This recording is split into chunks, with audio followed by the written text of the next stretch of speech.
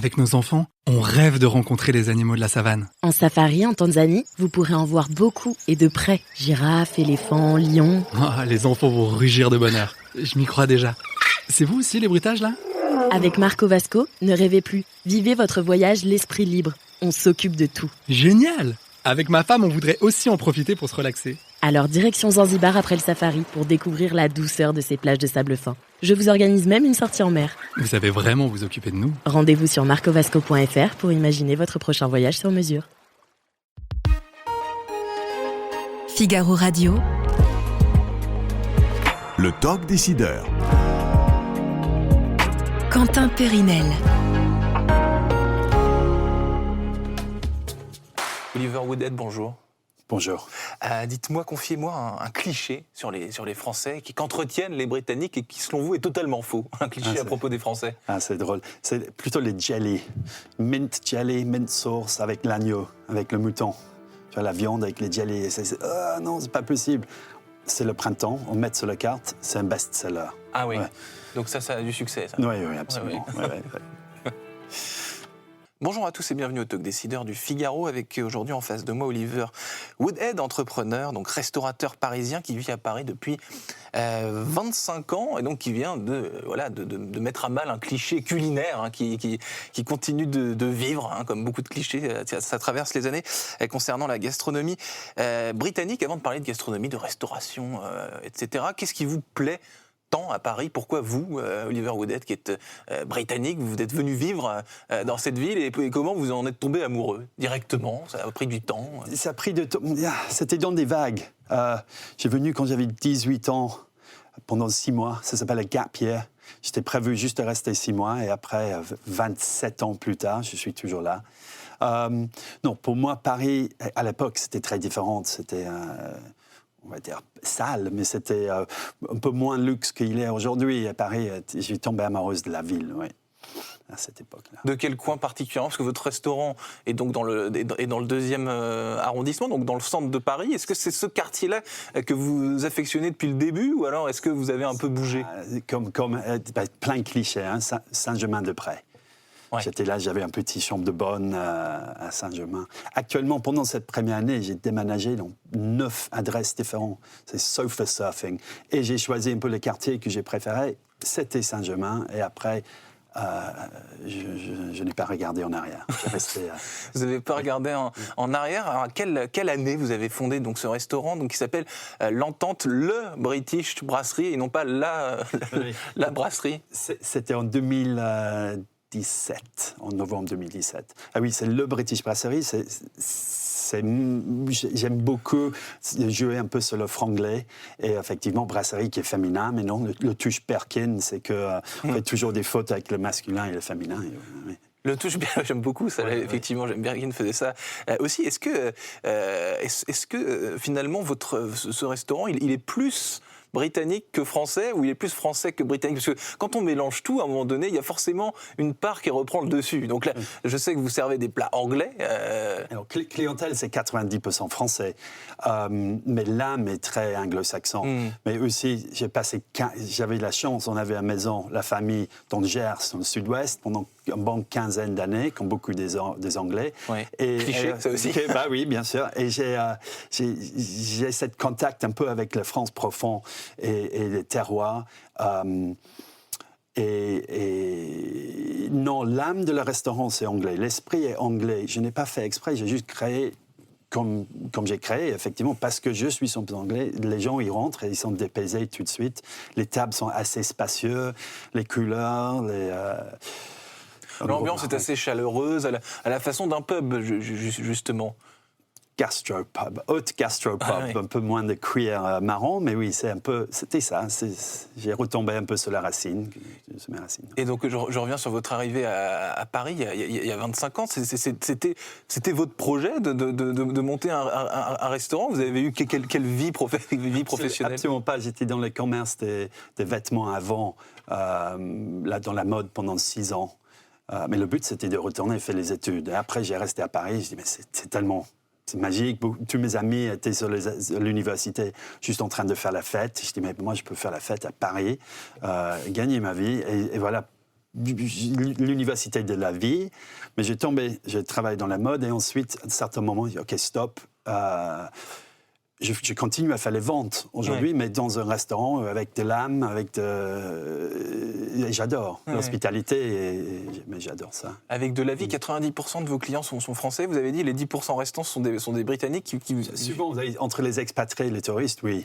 Et c'est marrant, sur les 90%, on va dire, sur tous mes clients français, il y a un tiers qui a déjà un lien avec la Grande-Bretagne, qui a vécu à Londres, ou sa grand-mère est peut-être anglaise, ou quelque chose comme ça. Ça, je n'ai pas besoin de convaincre. Et après, les 2 tiers qui viennent des autres Français, il y a, on va dire, la moitié de ça, ils sont ouverts d'esprit. Et l'autre moitié qui qu'est-ce qu'on va manger Il y a toujours cette bataille, mais incroyablement. Des décades et des décades après, la cuisine britannique est montée depuis longtemps. Mais il y a toujours ce petit... Et vous diriez que les Français sont sensibles. Alors, vous disiez, il y a une partie d'émotions, de souvenirs de ceux qui ont vécu en Angleterre, à Londres, qui retrouvent dans ce lieu ce qu'ils avaient lorsqu'ils étaient expatriés ou à la faveur d'une expérience professionnelle. Est-ce que les Français qui ne connaissent pas justement l'Angleterre et cet esprit sont sensibles à ça à Paris de plus en plus? De plus en plus. J'adore. On vient juste... la carte, il change régulièrement. Et le haggis, la période de début de l'année, qui est haggis, Burns Night, etc., on a retiré ça de la carte il y a une semaine, mais il y avait une grande demande pour ça. Ensuite, maintenant, on passe à l'agneau à la menthe. C'est printemps, c'est traditionnellement ça. Il y a les Français qui sautent dessus, et il y a les autres qui sont curieux, mais plutôt... Déjà, si tu as fait une réservation chez moi, tu es déjà... Qu'est-ce qu'on va manger aujourd'hui? Et alors, ils sont assez ouverts. Et en plus, c'est une cuisine traditionnelle. C'est assez facile à comprendre. C'est assez facile à comprendre. Il y a ce qui pullule dans les rues parisiennes depuis, je dirais, une grosse dizaine d'années, c'est les restos italiens, les pizzerias. Il y en a partout, à chaque coin de rue. Ce que vous représentez, vous, c'est une niche plus discrète, mais qui peut se développer à cette échelle, vous pensez? Absolument. Et on a des projets...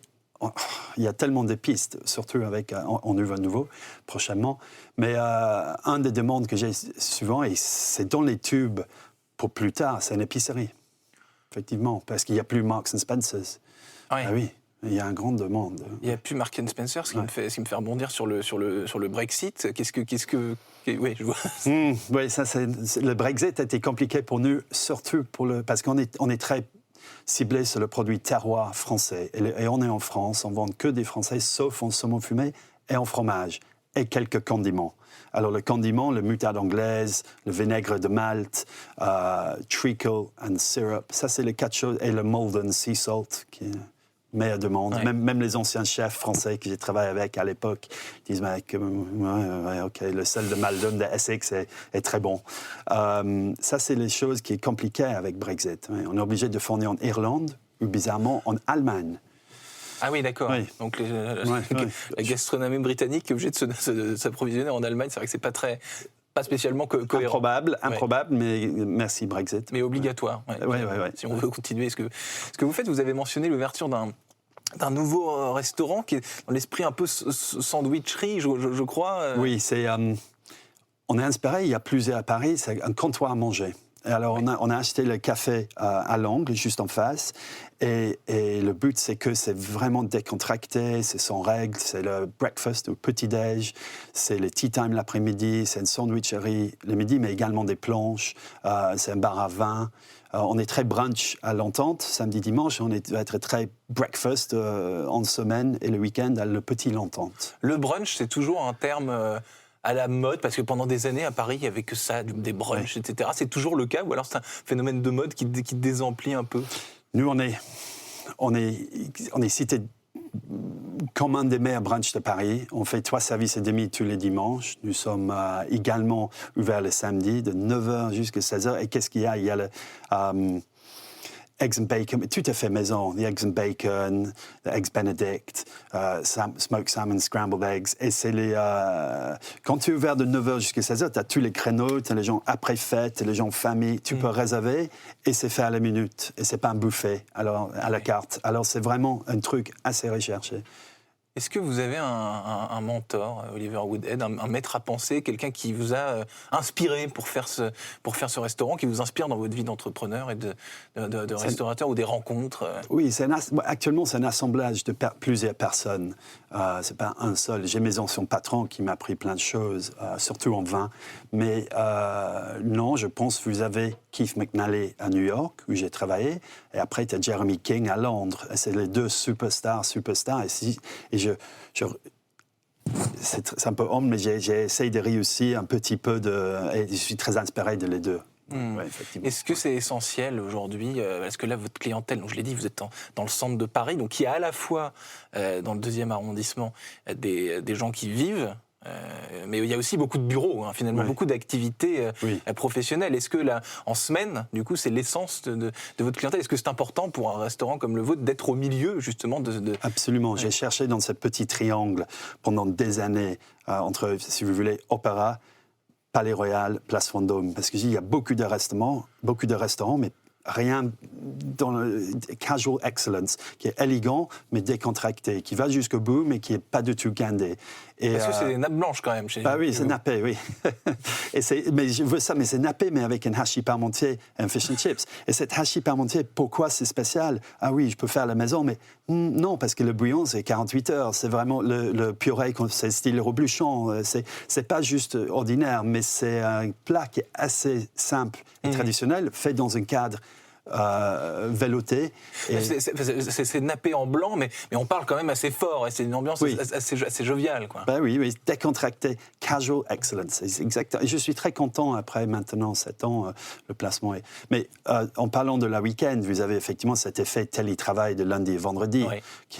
C'est des week-ends de 4 jours maintenant. Oui. Et il part jeudi après-midi, ou Dry January plus télétravail, pas terrible pour les restaurateurs. Hein. Oui. Vous parliez de vos plats en cuisine, le personnel, voilà, les serveurs en cuisine, ce sont aussi des Anglais. On ne peut pas être que Anglais, j'imagine. Non, il y a pas mal des Britanniques. Il y a pas mal en service en salle et en cuisine. Mais on a beaucoup de nationalités, bizarrement, pas beaucoup de Français. Sauf, on vient commencer avec un super sommelier, Sylvain, qui est français, qui nous rejoint depuis cette semaine. Surtout parce qu'on va faire les deux, un bar à vin. Alors il faut... Est-ce que les Jeux Olympiques, c'est quelque chose que vous préparez de façon ardente? Qu'est-ce que vous prévoyez? Absolument, on est déjà sur la piste. On fait pas mal de catering off-site aussi. Et il y a un hôtel dans le 16e qui veut 100 petits-déj par jour pendant les Olympiques. C'est beaucoup livré à 8 heures du matin. Oui. Ah oui, parce qu'on peut commander aussi... Oui, on fait 70 personnes par jour dans une showroom d'une marque de mode en ce moment, pendant Fashion Week. C'est chaque saison. C'est beaucoup de travail pour les cuisines, mais c'est bien, c'est top. Oliver Woodhead, je vous remercie d'avoir répondu à mes questions pour le Talk Décideur du Figaro, dont vous êtes entrepreneur et restaurateur parisien, patron de l'Entente, le British Brasserie. Je vous remercie infiniment d'être venu sur ce plateau. Je vous souhaite une excellente fin de journée. Super, merci beaucoup. Avec nos enfants, on rêve de rencontrer les animaux de la savane. En safari, en Tanzanie, vous pourrez en voir beaucoup et de près. Girafes, éléphants, lions... Les enfants vont rugir de bonheur. Je m'y crois déjà. C'est vous aussi les bruitages, là? Avec Marco Vasco, ne rêvez plus. Vivez votre voyage l'esprit libre. On s'occupe de tout. Génial! Avec ma femme, on voudrait aussi en profiter pour se relaxer. Alors direction Zanzibar après le safari pour découvrir la douceur de ces plages de sable fin. Je vous organise même une sortie en mer. Vous savez vraiment vous occuper de nous. Rendez-vous sur marcovasco.fr pour imaginer votre prochain voyage sur mesure.